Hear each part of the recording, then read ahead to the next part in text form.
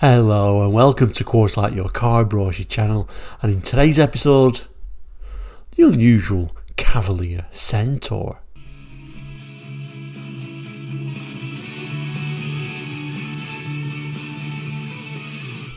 Hello and welcome back, and if you're new to Course Like, we're a car brochure channel here on YouTube. We've got car brochures from around the world for the 60s, 70s, 80s and 90s and sometimes beyond that as well. So if you're interested in cars and car brochures, please consider subscribing. Anyway, back to today's episode. It's Saturday where we tend to look at like special editions, limited editions, etc. All this, so this isn't really strictly a special edition. It's certainly a very unusual edition.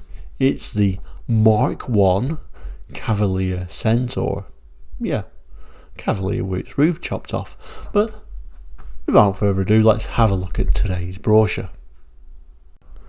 Okay, so here is today's brochure, and we'll certainly zoom in a moment. This particular brochure is a UK brochure dated January 1978 for this unusual car, the Cavalier Centaur. Yes, basically a Mark I Vauxhall Cavalier. Mark I Vauxhall Cavaliers ran from November 75 till September 1981. And these particular examples, i.e. these unusual convertibles, ran from 78 until 79, so not for very long. And as far as I'm aware, there are only 118 of these were ever made. Not sure how many's around today, but I'm sure far less than that. The cars were developed by McGraw Engineering and sold through the Vauxhall dealerships on behalf of a company called Crayford. Now, Crayford was a company who, chopped off the roofs and made convertibles from many different makes and models over the years. Now, these were basically a Cavalier GLS coupe 2-litre version with the hardtop replaced by this soft top, and you can see where it left sort of this like bar for strength. And also the floor pan was also strengthened as well. Let's just zoom in a little bit further. And I personally have always quite liked the Mark I Cavalier. It always looked quite futuristic, especially when it came out in 75. It looked something nice and streamlined with this sort of UK had these like droop snoot noses on them, which, like I say, I quite liked. Now, this convertible version I'm in two minds about, but I never really was a huge fan of these sort of family cars with the roof chopped off there. I don't know, that's a personal thing, of course, though, but certainly unusual. If we zoom in, we can actually see the little badge on the side there saying Centaur. Looks like a little bit of a cheap looking badge, if I'm honest. And then you can see where they had to add this extra piece, sort of roll over bar, T-bar type thing for added strength. Unfortunately, we can't see the underneath and how they strengthen that as well, unfortunately. But anyway, let's open the brochure up and see if we can learn a bit more about the Cavalier Centaur. And then we get various little images, and when we turn the page, the roof up, look how the convertible works, and a few little interior shots, etc. But I think we'll start with the text and learn a bit more about the Cavalier Centaur, the sporty coupe that's two cars in one. So it's a bit of an unusual start. It's talking about, one moment it's a totally enclosed, elegant coupe, the next it's a sporty, open convertible with handsome flowing lines, etc. But one moment, these things took a while to take the top off, I seem to remember. And Centaur is far more than a good-looking car. Being based on the Vauxhall Cavalier GLS coupe, it has the same taut handling, instant response and functional quality for which the Cavalier coupe is wildly acclaimed. Now, I'm not going to read all of it because obviously it gets a little bit wordy, but moving down, it tells us the Centaur's roof section is formed of an immensely strong T-bar and is coupled to the fluted side pillars. Fixed rear quarter lights ensure good all-round visibility when the hood is up, with the further benefit of added draft protection for rear seat passengers when the hood is down. And we'll certainly have a look at that, but a little bit unusual that that was fixed, I think. Now, of course, this was kind of like a higher spec Cavalier, so it does go on to tell us we've got rich velour cloth upholstery and full sports instrumentation, rev counter, matching speedometer, oil pressure gauge, water temperature gauge, voltmeter, fuel gauge, plus supplementary warning lights. And we've also got a Philips push button radio too, by the looks of it. It goes on to tell us we've got twin mounted door mirrors. Fancy, we've got a mirror on each door. Body side mouldings and coach lines, silver and black sports road wheels with Centaur badges on the front wings and boot lid. Power unit is a high performance 1.9 litre engine with manual gearbox. I think I said 2 litre, didn't I? But there it is, 1.9. And it also looks like we can have an automatic transmission as an available option. Wonder what percentage was sold as an automatic. I'm sure that must be the rarer one of the two today, of course. It goes on to tell us, developed by McGraw Engineering, part of the KJ group of companies, established in Kent in 1919, and the Centaur embodies all the style and elegance of the Cavalier GLS Coupe. And etc, etc, etc. You know, Vauxhall old model catalogue. You get trim and colour combinations, etc.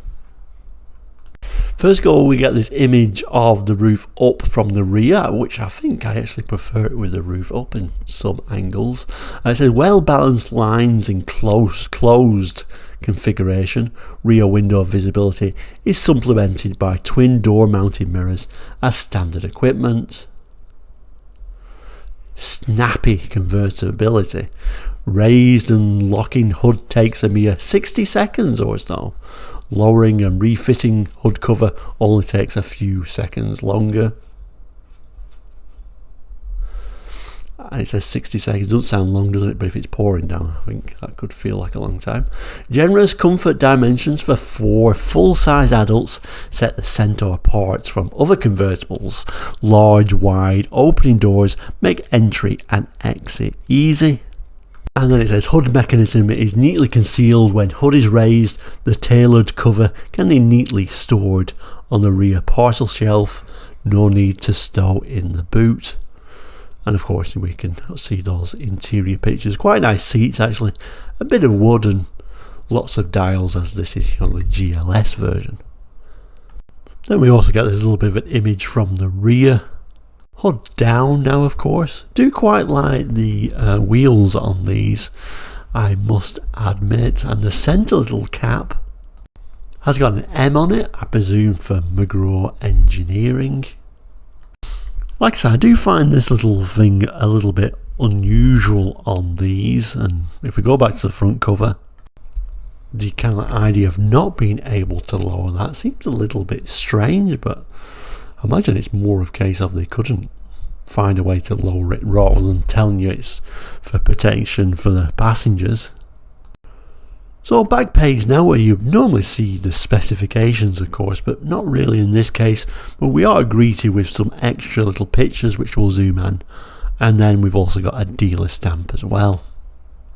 So at first it starts showing you that dash, which isn't really anything special in my opinion anyway, a bit of dark plastic. 6 dial sports instrumentation plus sports steering wheel, and Philips push button radio are standard equipment on the Centaur. Look at the rear. I did like the rear lights actually of these versions. We can see the Cavalier badge, but the Centaur badge looks a little bit cheap and nasty if you ask me. Distinctive badge appears on the front wings and boot lid. And of course we've got luggage to put in the boot as well. The wheels are quite nice actually. Sports road wheels are standard with the handsome magnesium alloy type available as an option. And then, like I say, it tells us the fixed quarter lights again. Fixed quarter lights with 3/4 rear visibility. Discrete coach lines run the length of the car below the body side mouldings with PVC inserts. So overall, quite an interesting car. This little brochure, the date is January 1978, as you can see. And we've got both the little Vauxhall badge there in Luton and also the McGraw Engineering Limited and their little address in Kent. And then your local Centaur dealer is, and a little bit of a nice stamp there for Wilkinson's Limited in York. Looks like somebody had to change the telephone number there. So there we go, the little Vauxhall Cavalier Centaur, and weirdly to say only around about 118 were built, or 118 as far as I know were built.